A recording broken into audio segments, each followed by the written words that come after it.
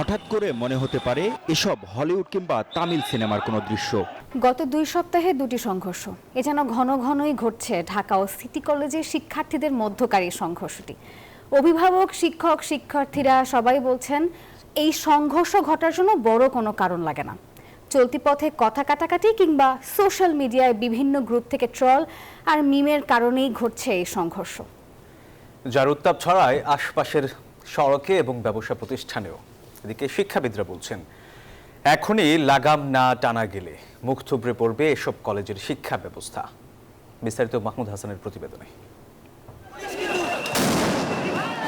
হঠাৎ করে মনে হতে পারে এসব হলিউড কিংবা তামিল সিনেমার কোনো দৃশ্য। বাস্তবতা হলো রাজধানীর আলোচিত সমালোচিত প্রাচীন 2 শিক্ষা প্রতিষ্ঠান ঢাকা কলেজ ও সিটি কলেজের মধ্যকার সংঘর্ষ।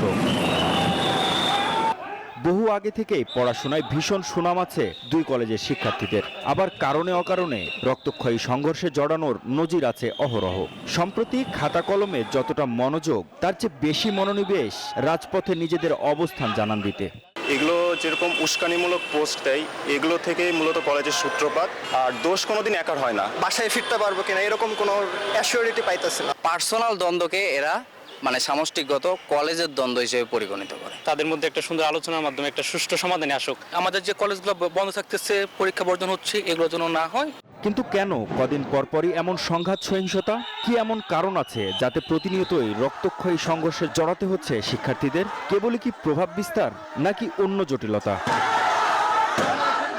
অনুসন্ধানে দেখা গেছে 2 কলেজের শিক্ষার্থীদের সহিংসতার জন্য বড় ধরনের কোনো কারণ লাগে না, বরং সামান্য কথা কাটাকাটি নয়তো আরও ঠুনকো কোনো ঘটনায় সংঘর্ষে জড়ায় তারা। কখনো সামাজিক মাধ্যমে এক গ্রুপ আরেক গ্রুপকে কটাক্ষ করা, আবারও কখনো চলাফেরার ভাবভঙ্গি নিয়েও রক্ত ছড়ায় 2 কলেজের শিক্ষার্থীরা।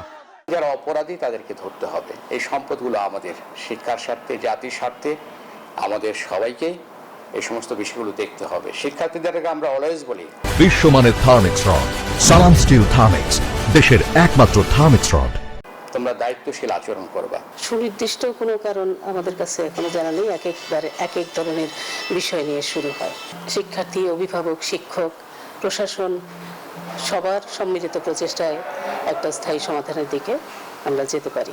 ঐতিহ্যবাহী কলেজ দুটির শিক্ষার্থীদের এমন কর্মকাণ্ডে নেতিবাচক ধারণা জনমনে। প্রায় সবসময়ই আতঙ্কে থাকেন স্থানীয় ব্যবসায়ীরা। জানান 2 কলেজের নিত্য সহিংসতায় ক্ষতিগ্রস্ত অনেক ব্যবসা প্রতিষ্ঠান। ভোগান্তিও সবারই হয়, আমাদের হসপিটালে রোগী আসে, সবার ভোগান্তি হয়। 2 দিন পর পর ঝামেলা, 2 দিন পর পর ঝামেলা, এই দোকান বন্ধ করে আবার যাইতে হয়। তাদের জন্য সাধারণ ছাত্ররা যাতে ভোগান্তির মধ্যে না পড়ে।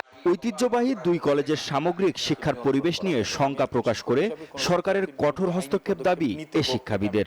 ছাত্ররা হলো সব তরুণ, তারুণ্যের একটা ধর্ম আছে, তারুণ্যের একটা উদ্দীপনা আছে। আমরা প্রথম চেষ্টা করব অভিভাবক এবং শিক্ষকরা তাদেরকে বুঝিয়ে শুনিয়ে নিবৃত্ত করার।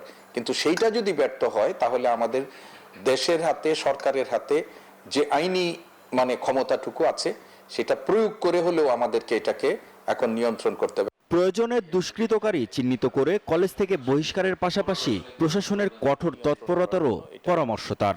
শক্ত হাতে এই ব্যবস্থা গ্রহণ করতে হবে। মাহমুদ হাসান, নিউজ 24, ঢাকা।